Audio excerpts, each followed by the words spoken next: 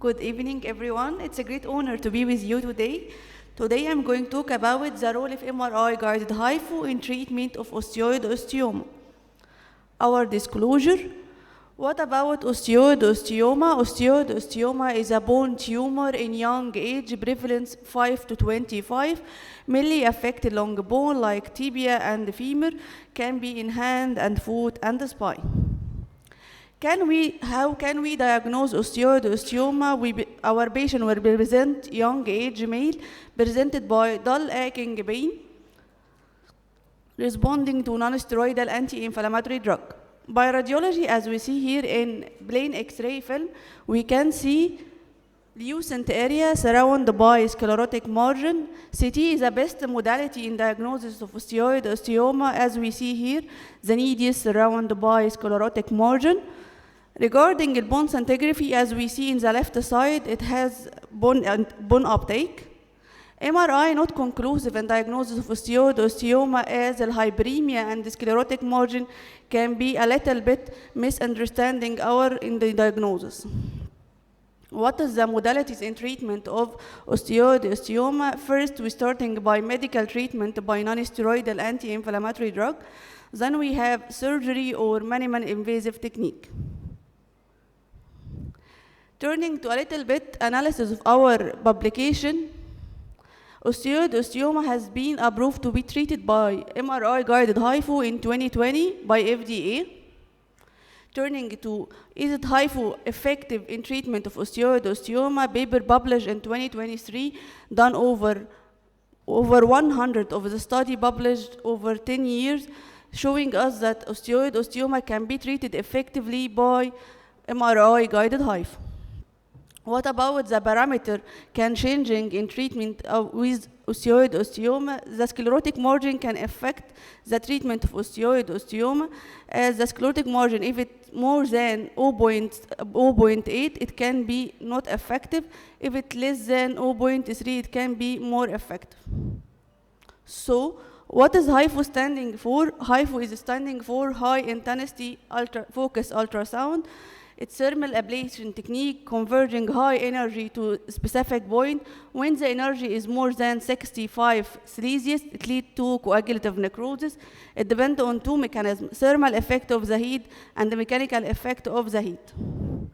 Turning to the HIFU device itself, as we see here, cross-sectional HIFU device, the magnet and the table. The table of MRI HIFU is separable from MRI table and can sliding over it. HIFU giving us 3 more options superior to other modalities. It can give us real-time monitoring anatomy while we are doing our treatment, giving us volumetrical ablation as we have cells ranging from 4, 8, and 12 millimeter.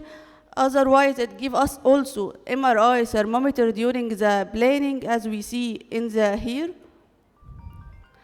There are different modalities or different devices of HIFU, Sonovella from Profanda Medical Canada and GC Technology HIFU China.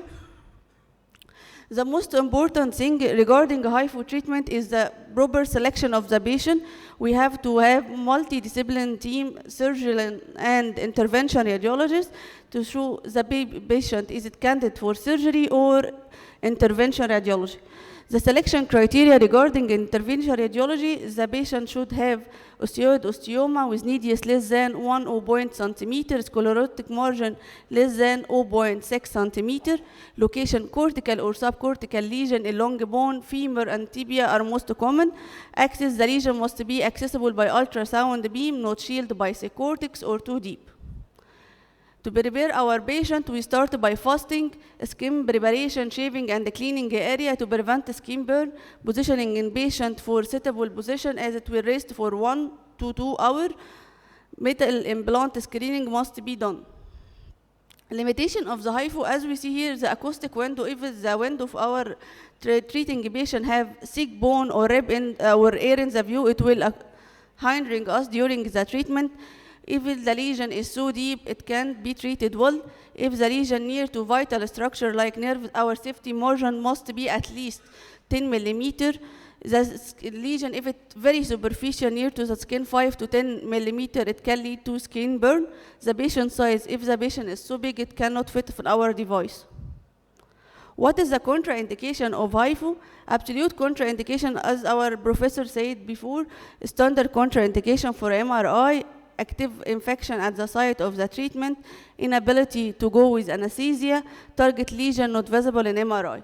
Relative contraindication, patient has previous surgery or scar in the way of the treatment, proximity to the growth plate of the lesion or the lesion in the spine, near to the spinal cord. What is the post-treatment care? Patient must do immediate post-intervention MRI with contrast to see the result, then follow up the patient 6 and 12 months by MRI with contrast. The most important sequence is T1, T2 weighted image, as well as contrast fat at T1. If the lesion has no contrast enhancement or reactive sclerosis, this means the patient has effective treatment. The expected complication in some patients is very rare, but we can expect thermal injury, skin burn at the site of the treatment, neurological damage if we don't respect the safety margin, post-procedure pain, but a little bit less than surgery and radio frequency. What about the advantage of HIFU? HIFU, non-invasive, no scar, preserve the tissue, complete ablation with no significant reduction in the volume, no infection or hemorrhage, significant relief of the symptom, short hospital stay with early ambulance, rail guidance with temperature mapping, and no radiation. Turning to the cases from literature, the first case here, 9-year-old male patient presented with symptomatic osteoid osteoma in left femoral neck. As we see is the image above, CT showing us the needles surrounded by sclerotic margin. On the left side, we can see MRI thermometer during the planning of the treatment. Down we can see the patient before the treatment with contrast enhancement. On the left side, we can see no contrast enhancement. This means the patient has effective treatment. Another case, 17-year-old male patient presented with osteoid osteoma in left femoral neck. As we see above, osteoid osteoma surrounded by sclerotic margin. The right side image showing us contrast enhancement. Down we can see just after the enhancement, the hyperemia showing us contrast enhancement. 1 year later, no evidence of contrast enhancement. This meaning is this patient is very effective in treatment. Another case which unfortunately was not effective in treatment of osteoid osteoma as we didn't respect the inclusion criteria. This patient presented with sclerotic margin more than 8 millimeter. So after 1 year, as we see below, the patient show no response and need another intervention session with RF intervention. To conclude that MRI HIFU treatment is major advanced in treatment of osteoid osteoma. It offers safe, non-invasive, and radiation-free alternative to radiofrequency ablation and surgery with comparable superior clinical outcome and faster recovery time.